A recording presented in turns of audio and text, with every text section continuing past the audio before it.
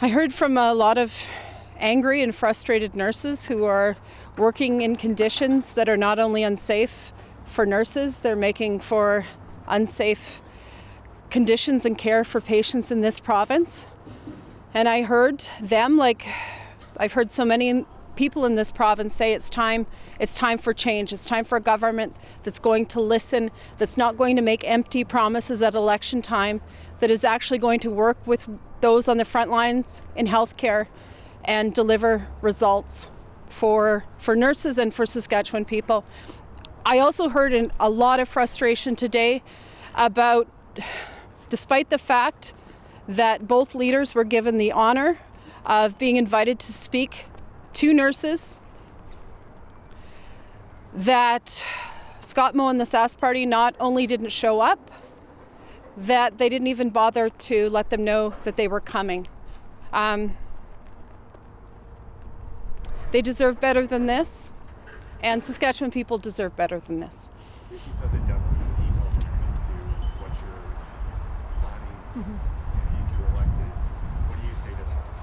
I say I understand why healthcare workers, why so many people in this province are cynical.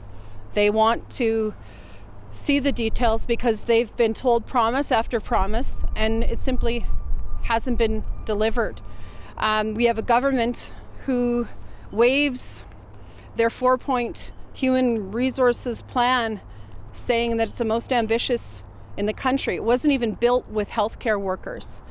So to nurses, to people in this province who are looking for change, I say that we are prepared to let you look at the platform, to answer questions. We won't tell you that we have answers or a quick fix to what's going on in healthcare.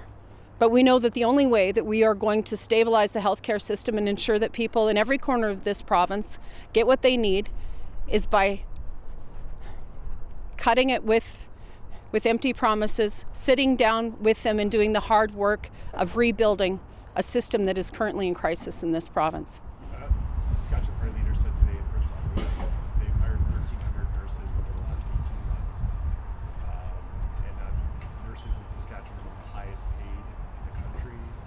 What do you say? I say what I heard from nurses today.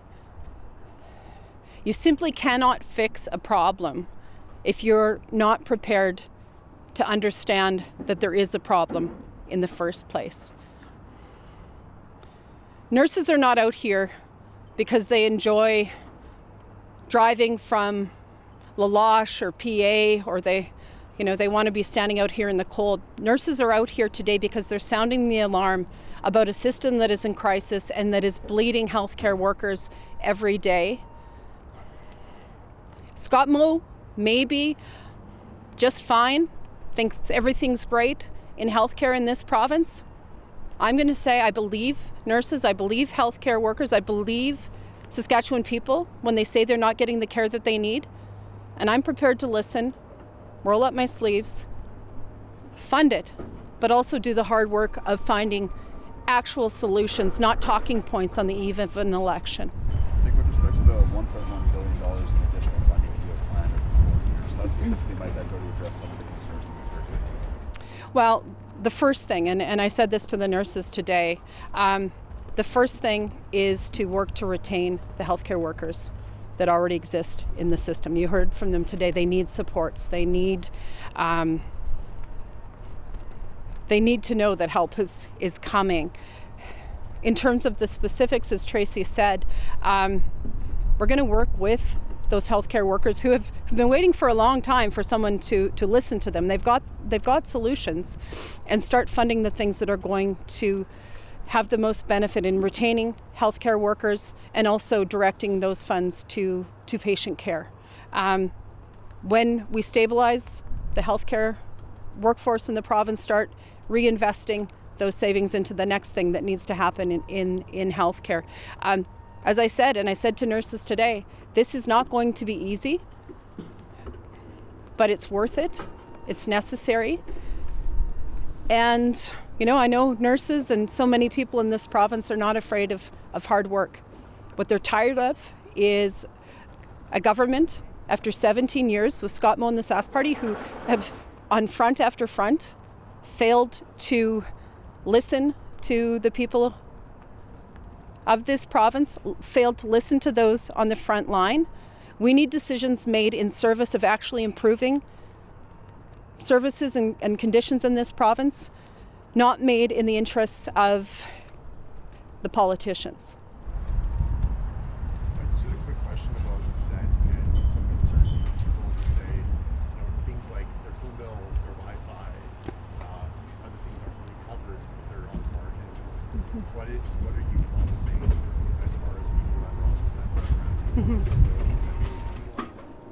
Yeah, to be honest, we haven't discussed a lot about funding for cell phones, for example. What we have promised to do is to return the option for those on assistance in this province to receive direct funding for both rent and utilities, something that has caused a lot of hardship for people in this province. But in terms of those specifics, that's not something we've looked into to this point.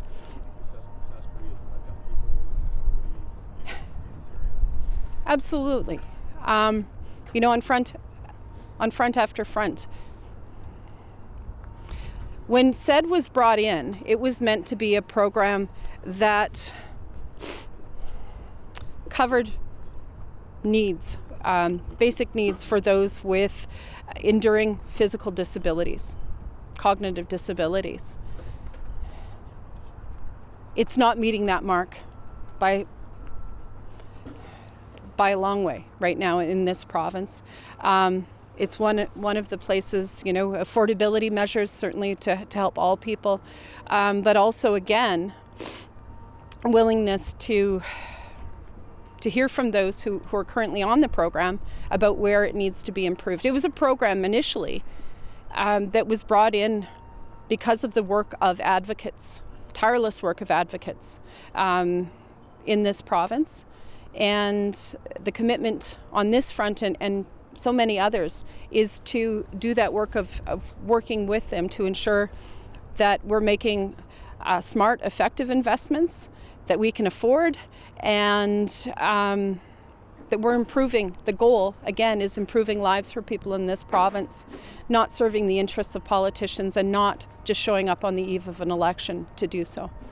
Just aside from the task force, what specifics do you have for nurses today that you would do to fix some of these problems? Yeah, the nursing shortage task force, something that they've been calling for 2 years, saying that they would be ready at the call if they had a willing government to sit down and work on those retention, recruitment, returning to work issues that are needed in this province right now. I told nurses this morning that if we have the honor of forming government this fall, that Sun can expect my call very shortly after that. The $1.1 billion to fund any promises and commitments that we're making in healthcare, because they rightfully are skeptical of promises that don't have funding behind them. We understand that. This is something that we're committing to. The restoring community health advisories, so that knowing that the solutions for healthcare in this province are going to look different community by community. This is something that was promised when we went to One Health region. It's never been implemented. It's needed to restore those local voices, because we shouldn't be making decisions about a complex healthcare system in small rooms in this building. We should be building those solutions out in those communities, and they should be responsive to the needs, the strengths, and opportunities in each of those communities. We also committed to. I'm just going through my speech this morning. First and foremost, telling nurses that we understand that we need to stabilize staffing levels in this province to ensure safe patient care, and that we want to work with them and with all healthcare workers and stakeholders to ensure that we are getting it right. We want to be fast out of the gates because our healthcare system, as you heard today, very clearly is in crisis, and we need to move quickly on this. What's your solution to rural crime? I think the mayor of Loon Lake today spoke out someplace in the province saying we need more marshals, we need more RCMP to deal with the situation in his area and elsewhere. Yeah.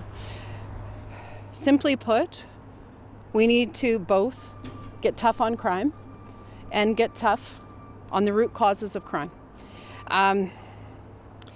What we've been proposing for 2 years, ever since the Sask Party came out with their plan for the Marshal Service, a plan to invest $20 million and to have boots on the ground in 2026 at a time when rural crime, when crime across the province has been rising, that we should have 2 years ago invested half of that into ensuring boots on the ground, something that the RCMP, that municipal police forces, municipalities had been calling for, and also put that money into addressing the root causes of crime, mental health and addictions, not making stupid decisions like they did with the SIS program, not making things worse, and working with communities. Because, as I said, and I said this up in PA yesterday, we need more police officers. Absolutely we do. But we're never going to have enough police officers if we don't address the root causes of crime. So I would agree with the mayor of Loon Lake and so many other people in this province that, we don't need a plan to make a plan. We need effective solutions built with those on the front lines. Again, this was a plan that was not built with officers on the front lines, not with those communities, not with those frontline workers dealing in mental health and corrections and addictions. And we need to do it not just on the eve of an election. We should be doing it all the way through.